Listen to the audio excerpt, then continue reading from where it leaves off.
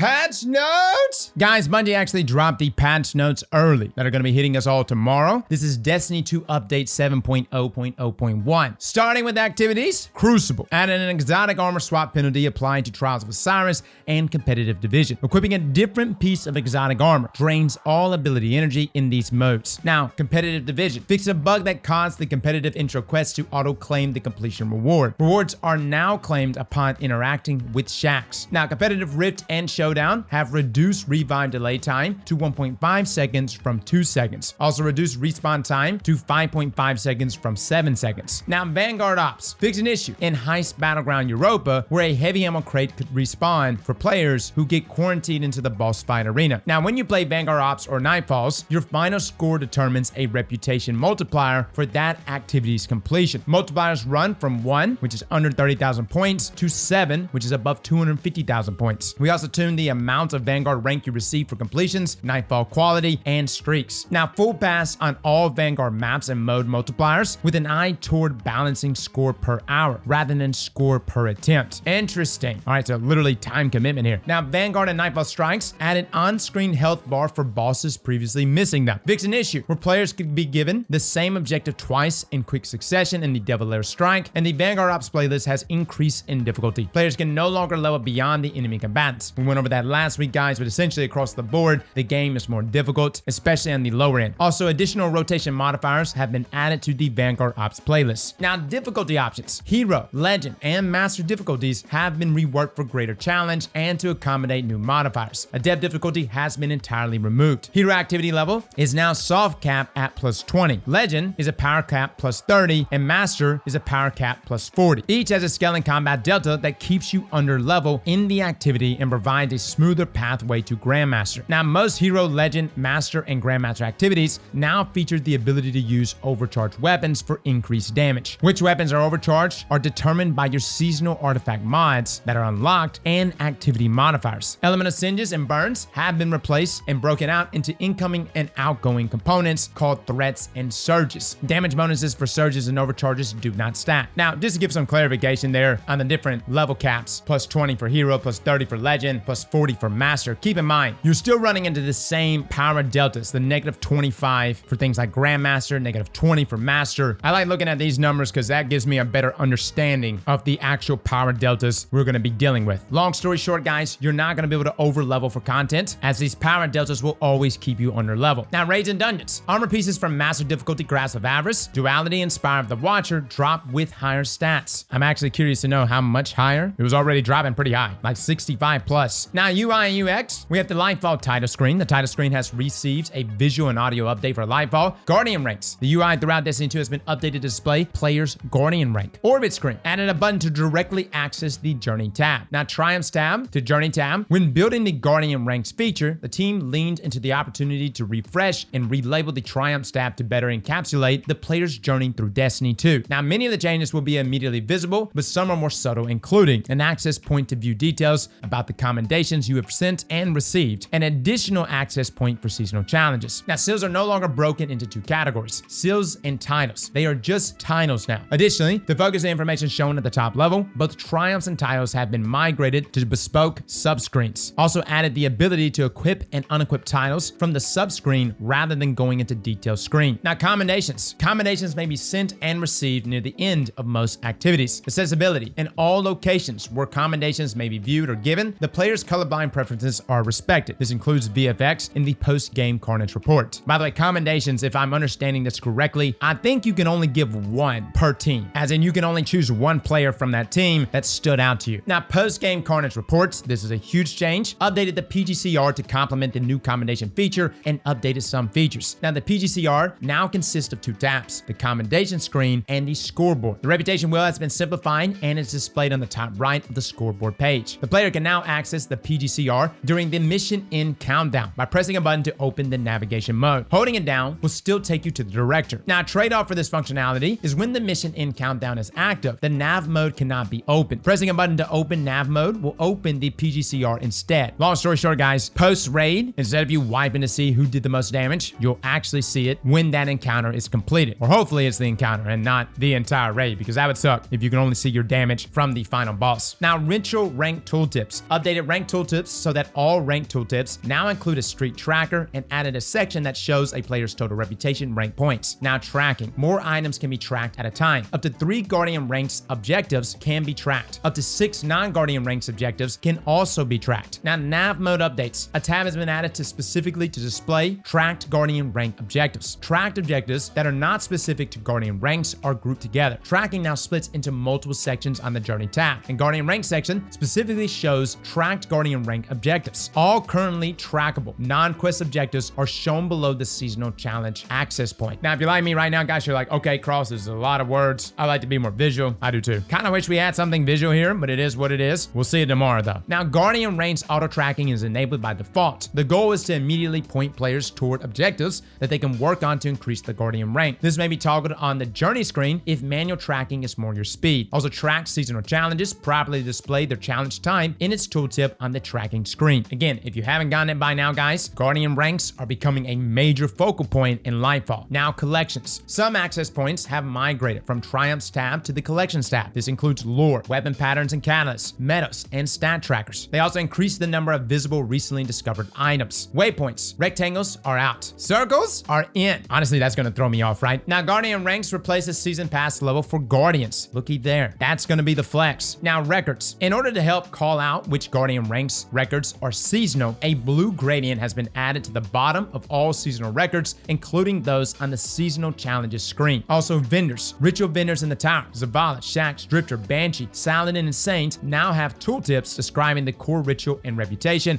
as well as explaining some of the less visible features. Now, quality of life updates and fixes. Starting with character screen. Remove the currency display on the character screen. Clans. Fix an issue where Hawthorne's icon on the tower map wouldn't consistently pulse when a clan Ingram was available to claim. Now, roster. Improve contrast between player names and the background colors on the roster. Also, fix an issue causing the director screen to refresh the footer UI when players in the roster change states. Settings. Fix an issue causing the settings menu to close when leaving a submenu. Oh, thank God. Now, moving on to gameplay and investments. Armor. Armor energy type has been deprecated. That's right, guys. Elemental affinity is now gone. Armor now has untimed armor energy, and all mods use that untimed energy when socketed. Now, armor mods that were previously based on weapon archetype are now based on the weapon damage type. Most armor mods that are based on weapon damage type also have a harmonic version, which is discounted when the weapon's damage type matches your subclass damage type. Now, armor mod costs have been generally reduced across the board. The combat style mod socket has been deprecated and instead replaced on all armor pieces with an extra sockets for mods associated with that armor slots. So things like helmets, gauntlets, etc. Now, they charge with light and elemental wells armor mods have been merged into a single system called Armor Charge. Players using the Armor Charge system can gain up to 3 stacks of armor charge at a time, expanding up to 6 stacks by equipping charged up mods. Picking up an overpower grants 1 stack of armor charge, and many mods that previously created elemental wells are granted stacks of charge with light directly, which have been modified to instead spawn orbs of power. Now, mods that provide an ongoing benefit, such as things like Font of Wisdom, now grant that benefit as long as you have stacks of armor charge. Now, these mods cause armor charge stacks to decay every 10 seconds. Some redundant mods have been deprecated when their effect would overlap with an existing mod's effect. Some armor mods, such as Kickstart mods, and most mods triggered by using a finisher, now make use of the armor charge system. Some of the functionality of elemental wells and their associated mods have been moved into subclass Fragments and the new Fire Sprite and Void Breach, which I hope they get into, guys. A lot of secondary benefits from certain mods, like Charge with Light mods, have just been converted into a Fragment. Now, war mod cells are dead!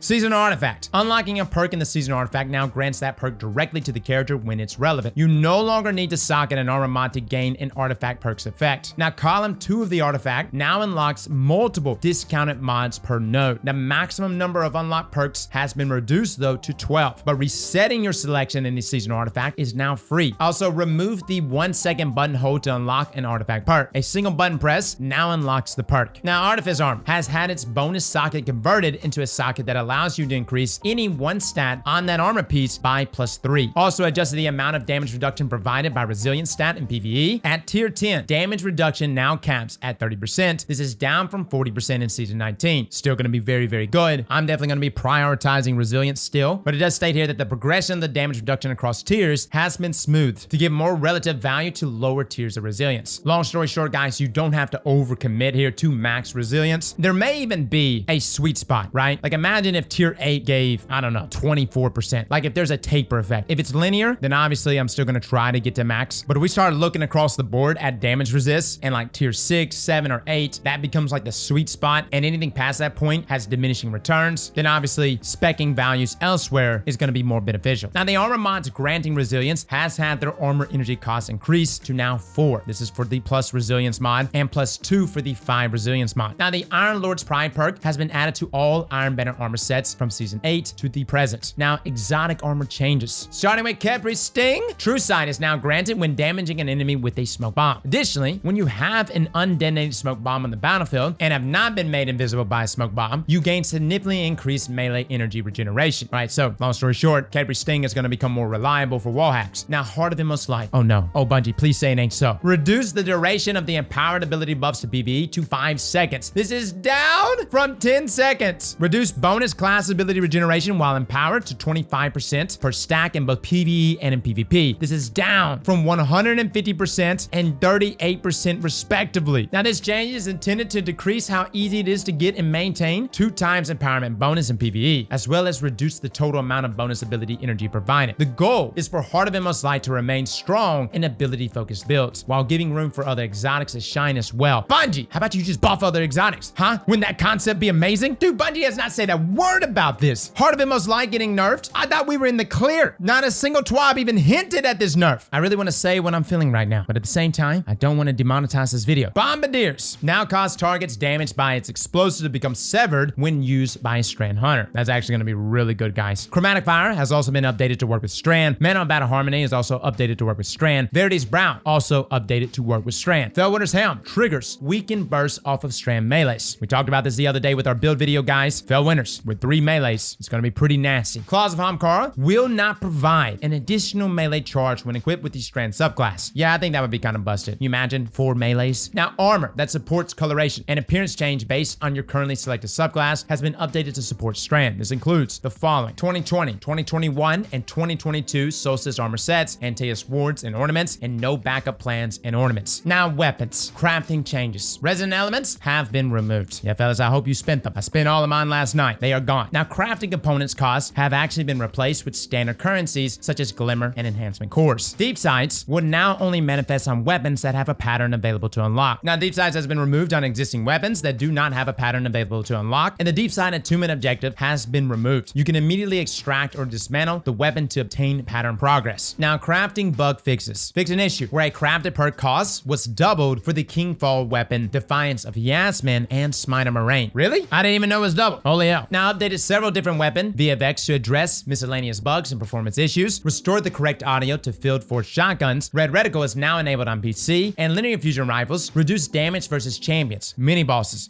and vehicles by 15%. However, Sleeper Simulant and the Queenbreaker's bow are unaffected. By the way, that's a pretty significant nerf. I'm actually really curious to know like how much of our standard currencies is going to be required for crafting. Now, machine guns increase damage by 10%. Also increase reserve ammo by 50% at 0 inventory stats and 20% at 100 inventory stats. Now, heavy grenade launchers increase damage versus champions, mini bosses, and vehicles by 20% and against miners by 40%. Fellas, I hope you got that god roll win to go. Improve projectile collision, making it slightly easier to land hits, and they also increase the blast radius by 1 meter. Granted, Parasite is unaffected. By the way, as far as machine guns go, I'm pretty sure Grand Overture is not affected by that damage buff. We'll see here in just a moment if they say anything about that, but if it is affected by it, holy hell. Now, shotguns. Shotgun reticles now change in size proportional to spread angle. Related notes, the Legend of Acra's hipfire reticle is now a bit more representative of its very large and girthy spread angle. Now, kinetic weapons. Kinetic primary weapon damage multiplier against unshielded combatants has been increased from 1.05 to now 1.1. So instead of doing 5% more damage, it's doing 10% more damage. Now, kinetic special weapon damage multiplier against unshielded combatants has been increased from 1.05 to 1.15. Guys, that is a significant buff. I'm talking things like Witherhoard, Izanagi, in comparison to its elemental counterparts, will be doing base 15% more damage. Now, granted, in surge environments, elemental weapons are obviously going to surpass kinetics, but in non-surge or non-overcharge environments, kinetics, especially kinetic specials, are going to be king. Now, kinetic slot stasis weapons no longer have the 5% damage bonus versus unshielded targets in PvE, so similar to that of our other elemental weapons, and I'm sure Strand is going to be a part of this as well. Now, our exotics. The Queenbreaker's bow now uses Arc 3.0 blind, and shots now chain to multiple nearby enemies. So I'm assuming like like some sort of variation of Jolt, right? Ruinous Effigy, Transmutation Sphere, Slam Attack now suppresses. Yes, that's right. You will be able to use that Slam Attack against an Overload champion and stun them. Leviathan's Breath now applies Volatile on the perfect draw impact. That's really interesting. No build up, no nothing. I may actually break out Oath Keepers for this. By the way, Oath Keepers actually speed up your draw time just slightly, but it does enable you to get to that perfect draw a bit faster, and of course you can hold it. Now increase damage from 396 to 442, and this allows it to once again one-hit all supers in PvP. Also increase damage versus champions by 30%? Good God! Now 1000 voices. Each explosion now applies 10 plus 5 with Ember of Ashes Scorch stacks. Long story short, guys, you should be getting an ignition every single burst of 1k voices. Sunshot. Explosion on kill now applies 10 plus 5 Scorch stacks. Polaris Lance. Perfect 5th shots now apply 40 plus 20 Scorch stacks instead of the custom burn. Two-Tail Fox. Solar Rocket now applies 60 plus 30 Scorch stacks instead of burn. We're still waiting to see if we're going to get that Two-Tail Fox Exotic Catalyst where we actually get a 3rd rocket. Dude, watch Two-Tail Fox actually be the meta. Prometheus Lens. They added Incandescent perk to the Catalyst, which is pretty nuts. Grand Overture. Switch the Catalyst to use Arc Blind. The Manicore added a Hipfire Reticle element to show current stacks of Anti-Grav Repulsor. Tractor Cannon. Fixed a crash when Tractor Cannon was fired at large groups of stasis crystals. The 4th Horseman fixed an issue where this weapon had received an unintended 20% damage nerf. What? When did that happen? Dude, the 4th Horseman is actually going to be doing 20% more damage. We did DPS tests not that long ago with 4th Horseman, and it was easily clearing 1,000,000 plus damage on Templar in 10 seconds. Now, Thunderlord fixed an issue where this weapon's lightning strikes could disrupt you or your teammates. Now, perks. These perks have been updated to work with Strand, Osmosis, Golden Tricorn, Elemental Capacitor, which by the way will grant you plus 20 airborne effectiveness and plus 25 for the enhanced perk when rocking a Strand subclass. Now, Rewind rounds. Rebuilt to work on non-Vault of Glass weapons. Now, Eager's Edge no longer deactivates when moving faster than 35 meters per second. Deactivates correctly after a single melee swing. Reduce the base lunge distance buff from 2 to now 1.8. Reduce the airborne lunge distance penalty from 25% to 20%. And the enhanced perk now increases lunge distance slightly back up to 2. Needless to say, guys, should be better, should be easier to proc, therefore easier to kill your teammates. Now, Blinding Grenades. Renamed to Disorienting Grenades. Again, guys, Blinding Grenades will not stun champions. That's why they changed the name here. Vine Stinger. This was typically a full reload when the perk is activated. It now only reloads 25% of the magazine. I would argue and say this is a bigger nerf to linears, or more specifically, Vice Stinger linears. Now, Zim Moment now also reduces incoming flinch. The perk has been branched so that shots from different archetypes ramp up the effect more quickly. So it's a one-time multiplier for some machine guns, auto rifles, and machine guns. 1.5 for pulse rifles and sidearms, and 2 times for hand cannon and scout rifles. Now, the reason for this, guys, should be very logical. Higher RPM weapons obviously hit that cap or benefit cap that Zim Moment offers quicker, and then burst fire weapons soon afterwards, with single fire weapons having the highest multiplier. Is Zim Moment going to be the play for console users? I think Zim Moment has always been a great play. For mouse and keyboard users, though, still debatable. Now, Danger Zone updated the description to include that while active, the perk also reduces self-damage from the weapon. Wellspring fixed an issue where this perk was not rewarding the correct amount of energy. Now works with abilities that have multiple charges, and for abilities with multiple charges, once the ability has one full charge, it is considered charged and will divert excess energy into other abilities while giving the charged ability the least amount. The fix for the enhanced version of this trait is coming in a future patch. Now, Cascade Point no longer triggers off non-precision damage against weakened targets. Still a fantastic perk here though, guys. Curious to know if you can still proc it with trace rifles inside of PvP against time barricades. Now, next up, abilities. Rescale the efficacy of Discipline, Strength, and each class ability stat on grenade, melee, and class ability regeneration rates. In general, tier 10 stat is roughly equivalent to tier 8 in the previous system. Now, each increase in tier now provides a more consistent benefit to the ability's cooldown reduction rather than spiking heavily at lower tiers. Now, for hunters, supers, arc staff, increase the maximum number of orbs that can be created via defeating targets from 5 to 7. This is being applied to both Golden Gun, Marksman, and Deadshot. Spectral Blades will also be able to produce more orbs, and they also reduce the base cooldown of the super from 10 minutes and 25 seconds to 9 minutes and 16 seconds. Gathering Storm, though, is actually getting a reduction in the number of orbs that it can create from 7 to 5. That includes Silence and Squall and Blade Barrage. So it's very obvious, like the shutdown supers will produce less orbs, and the roaming supers will produce more orbs, which makes sense. Now, class abilities. Marksman Dodge, reduce base cooldown from 34 seconds to 29 seconds, and Gambler's Dodge, reduce base cooldown from 46 seconds to 38 seconds. That is a buff. Now, to our melees, increase base cooldown time for Weighted Knife from 109 seconds to 137. Lightweight Knife also increase the base cooldown from 90 seconds to 100 seconds. Proximity Explosive Knife increase base cooldown cooldown from 100 seconds to 111, but Withering Blade, they reduced the base cooldown time from 113 to 100 seconds. Now moving on to our Titans. Fist of Havoc, increase the number of orbs from 5 to 7, also increase the PvE damage by 20%. Now similar to our supers on the Hunter class, this applies to our roaming supers, things like Glacial Quake, Hammer of Soul, which is also going to be getting its orb creation increased from 5 to 7, and Hammer of Soul is actually getting its cooldown drop from 10 minutes and 25 seconds to 9 minutes and 16 seconds, but orb creation increased for Burning Maul, Sentinel Shield, but for Thunder Crash, we do have a pretty significant nerf. Orb creation is going from 7 to now 5 at max. They also reduced the maximum flight time from 5 seconds to 4.5 seconds, reduce the size of the damaging volume around the player, and push it further forward in front of the player, making drive-by disintegrations more intentional. Again, Bungie really wants Thunder Crash to be a one-and-done super, and really just a shutdown super. They also reduced detonation size versus players by 20%. Keep in mind though, PvE players, this is unchanged against PvE combatants. Now, downward vertical influence now begins earlier in flight. This was actually a nerf they implemented a long time ago and then reversed it, and now they re-reversed it. Now, Ward of Dawn. Ward of Dawn maximum health has been reduced from 13,500 to 8,000. They also rescale PvE combatant damage versus the ward to compensate. In general, Ward of Dawn's effective HP against PvE combatants should not meaningfully change, but they standardize the damage dealt by each type of kinetic and energy weapon against the ward. Previously, energy weapons did 2.5 times damage to Ward of Dawn, and kinetic weapons did 1 times damage. Now, regardless of the damage type, weapons do 1.5 times damage to ward. Now, Armor of Light has also been updated to reduce its potency in PvP. The maximum health reduced from 425 to now 300. Guys, that is easy. 1-2 punch shotgun melee, get the insta kill with pretty much any class. Now, Armor of Light now inherits Void's Overshield 50% PvE damage resistance to compensate for this. It also no longer negates precision damage. Now, melees. Ballistic Slam now suppresses the attacking player's base melee for 0.9 seconds after landing, so a follow-up melee cannot be performed until the player returns to the first person. They also increase base cooldown time from 90 seconds to 114 seconds, and the idea of the suppression, guys, again, you can't just push into a group of enemies with Synthesaps, get a Ballistic Slam off, and just start fisting everything. You gotta wait 0.9 seconds, which means you're gonna have to find another means to take out those targets if you didn't kill them in the first slam. Now, Shield Bash, increased base cooldown from 90 seconds to 114 seconds. Seismic Strike also got a base cooldown increase from 90 seconds to 101 seconds. Hammer Strike also increased from 90 seconds to 101, and Shield Toss reduced the base cooldown time from 100 seconds to 91 seconds. That's actually fantastic because I use that all the time in PvE. Now, Aspects Knockout. Oh, thank God. Reduced basic melee damage bonus versus players from 60% to now 50%. Also reduced full body melee damage bonus versus players from 25% to now 20%. All right, we got to see this at work. I'm like more in the camp of don't extend melee range, just increase the damage, right? Now, Warlocks, Supers, Storm Trance, as well as Nova Warp and Winter's Wrath now have their orb creation increase at max from 5 to now 7. Now, Daybreak also got that orb creation increase from 5 to 7, but here is a ginormous buff here for Daybreak Warlocks. Throw cost has been reduced from 10% to now 6.5% per swing. We did the math the other day, and it's like 15 swings you can get out now. Now, they also increased damage versus PvE combatants by 25%. That's not including when Solar Surge is in rotation. They even reduced the base cooldown time from 10 minutes and 25 seconds to 9 minutes and 16 seconds. Major buffs here, guys. If you got Dawn Chorus, now is the time to use it. Now, Chaos Reach, decrease the maximum number of orbs from 7 to 5. That's right, Bungie, kill it harder. Nova Bomb, they also reduced the number of orbs created from this from 7 to 5. I know it's a shutdown super, but still, that's surprising. Now, class abilities. Phoenix Dive, reduced the base cooldown from 82 seconds to 55 seconds, and while Daybreak is active, Phoenix Dive's cooldown is significantly reduced, allowing for rapid reactivations. That actually may be a play, no lie. Now, while Daybreak is active, Phoenix Dive's detonation damage has been increased from 4080 min-max to 100 and 220. Restoration duration, when activated while Heat Rises is active, increase from 1 second to now 3 seconds. I'm actually curious if you could just sit there and Phoenix Dive and add over and over again and get like a crazy amount of ignitions. Now, Melees. Celestial Fire, increase the cooldown from 100 seconds to now 112. Incinerator Snap has actually been reduced from 90 seconds to 83 seconds. Fellas, break out that Colonel Mustang. Penumbra Blast, reduced base cooldown from 114 to 101. Now, Aspects. Heat Rises, split the airborne effectiveness bonus previously granted by consuming a grenade between a passive and active benefit. Previously, it granted 70 airborne effectiveness when Heat Rises was active after consuming a grenade. Now it will grant 20 airborne effectiveness passively while Heat Rises is just equipped, so you don't have to consume it, and an additional 50 airborne effectiveness while Heat Rises is active for the same total of 70 AE. That is a fantastic fantastic change. Literally, if you're looking to sky snipe, heat rises is for you. And considering we're gonna have strand and you're gonna get suspended, you may actually want to consider rocking heat rises at all times if you're a warlock inside of Crucible. Now, grenades. Arc lightning grenade base cooldown has been increased from 121 to 152, but they also increased the PvE damage by 20%. Storm grenade increased the base cooldown from 105 to now 121. Flux grenade reduced base cooldown from 182 to 152, and pulse grenade increased PvE damage by 20%. Oh baby. If only Heart of Inmost Light wasn't nerfed. No lie though, guys, you may want to slide out. Storm grenades for pulse grenades, which I was already kind of doing anyways after the change to storm grenades, but they were still kind of good. But that increase in base cooldown and the nerf there to Heart of Inmost Light, pulse grenades are in. Now solar. Healing grenade increased base cooldown from 82 seconds to 91 seconds. Trip mine grenades also got a base cooldown increase from 91 seconds to a whopping 121.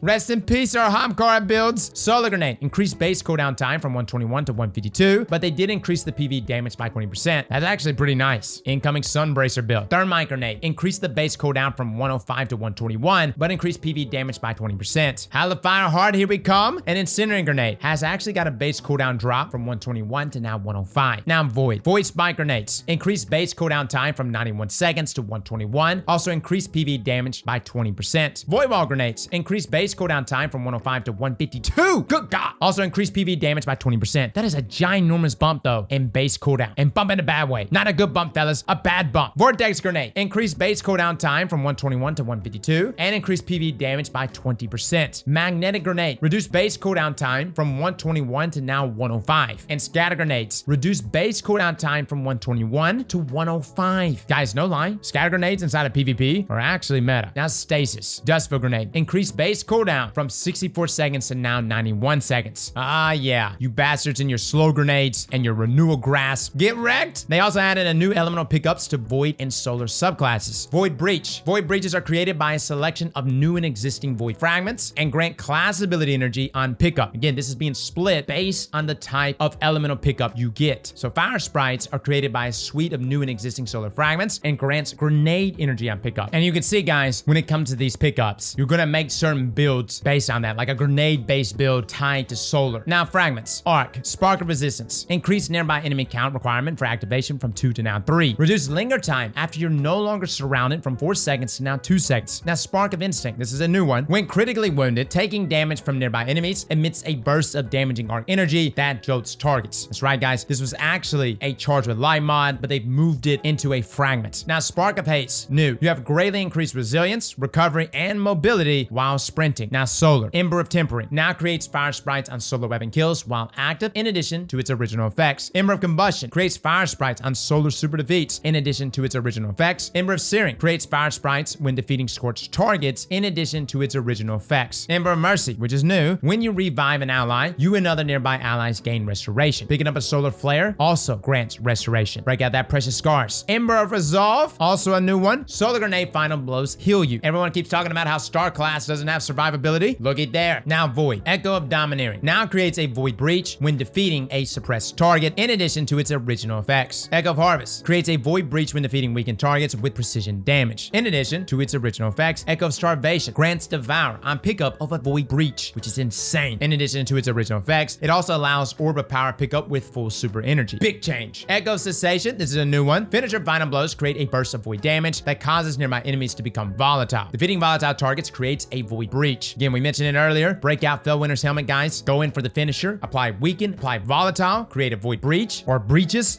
Echo of Vigilance, new. Defeating a target when your shields are depleted grants you a temporary Void Overshield. That is a nasty one. Now, subclass keywords. Arc. Jolt. Jolt lightning damage now stuns overload champions. Blinding also stuns unstoppable champions. Solar. Radiant. While radiant, your weapons now also pierce barrier champion shields and stuns them. Note though, weapons that already have existing anti-champion behavior, that is an artifact mod, an intrinsic anti-champion capability, or the ability to apply another subclass keyword that stuns a champion type, will not be granted the anti-barrier behavior from being radiant. Now, Ignition. Ignition damage stuns unstoppable champions. No lie, 1000 voices is just gonna wreck unstops. Now, Void. Volatile rounds. While you have volatile rounds, your Void weapons now also pierce barrier champion shields and stuns them. Now, similar to what was mentioned above about Radiant, you cannot stack anti-champion capabilities. This is to avoid double dipping. Now, Suppression. Suppressing overload champions now stuns them. Stasis. Slow. Slowing overload champions also stuns them. And Shatter damage now stuns unstoppable champions. Now, Combatants. Champions champions now correctly stun even when they're playing another animation, such as a spawn in. This was a tricky one, so thank you for your patience. Yeah, this is extremely annoying. Champion stun time is now consistent across all champions. This used to be dependent on the animation length, leading to a slightly different time between combatants. Champions can also now be stunned with various elemental verbs. Varied champions are weak to shots from a player with the Solar Radiant buff, Void Volatile rounds, Strand Unraveling rounds. Overload champions are weak to Arc Jolts, Void Suppression, and Stasis Slow. Unstoppable champions are weak to Arc Blind, Solar Ignition, Stasis Shatter, and Strand Suspend. Now finishers. All subclass agnostic finishers now support Strand Coloration when using a Strand subclass. They also updated the VFX for Stasis finishers to fix a coloration issue. Emotes. The Ghost Fist Bump exotic emote now supports Strand Coloration when using Strand subclasses. Power and progression. Weekly powerful rewards have been removed from the Throne World and now been added to Neomuna. Now seasonal updates. Ingrams, energy, focusing, chests, and keys. Umbral Ingrams are no longer used to focus seasonal weapons and armor and will no longer drop from the game. As a result, there will no longer be seasonal Umbral energy. Now seasonal Ingrams are a new type of Ingram. You can visit the seasonal vendor to open them, or you can spin multiple seasonal Ingrams to focus into a specific weapon or armor. Now seasonal focusing is now a separate screen and can be accessed at the vendor by pressing the button next to the upgrades. So if you focus Crucible Ingrams in Season 19 as Shaxx, you're going to be familiar with the system, and it is a fantastic system because you can just auto-focus. Now, there is a wallet item that you can acquire by visiting the seasonal vendor. Hovering over this item in your inventory will show you how many Ingrams you have for each vendor. Oh, what an amazing quality of life change, Bungie. Now, if you delete this item, you can still reacquire it from the vendor. Now, owners of a season pass will now periodically be rewarded with a seasonal Ingram and or a seasonal key upon completing activities throughout the game. These are known as Defiant Ingrams and Defiant Keys for Season of Defiance. Oh, okay. So next season, it'll be called Deep Ingrams. Now, playlist versions of the seasonal battlegrounds have one chest at the end of the activity. If you do not have a seasonal key when you open that chest, you will receive a seasonal weapon or armor. If you do have a seasonal key though, it will be consumed and you'll receive the following: either a seasonal weapon with a deep sight resonance that you have not completed and the crafting pattern, or a high stat piece of seasonal armor, as well as a seasonal Ingram. Make sure you open the chest at the end of the activity. Roll pull weapons and armor no longer drop at the end of a playlist version of seasonal activities. Now, direct launch versions of the seasonal battlegrounds will not have chests and instead award rolled pull weapons and armor. Now, moving on to platforms and systems. PC platforms added support in-game to toggle NVIDIA Reflex on supported PC hardware, fix various minor quality of life issues regarding the controller setting menus on PC. General collision damage is no longer lethal against Guardians. That's right, fellas. The architects have been nerfed. Ghost projections that change color based on your subclass now support strand coloration when using a strand subclass. Now, localization. Players now have access to full Mandarin audio localization across all new Lightfall content, the coming season, and the core modes covering Crucible, Gambit, and Strikes. iCore for German has also been recast. Oh my, iCore speaking German? I'm gonna have to hear that one. Well, guys, that is your patch notes. This is all going live tomorrow. Again, Destiny is offline for the next 20 plus hours. We'll be watching lore tonight though, so come join us. And if you don't join us tonight, we'll be live first thing in the morning, watching even more lore as we try to get into the game. Hopefully no issues. Last year we got lucky. We were like one of the first people to get into the game. Hopefully that happens again this year. But with these servers, you never know. Fellas and ladies, thank you all for coming and watching. And as always, slap that like button like your mama told you right.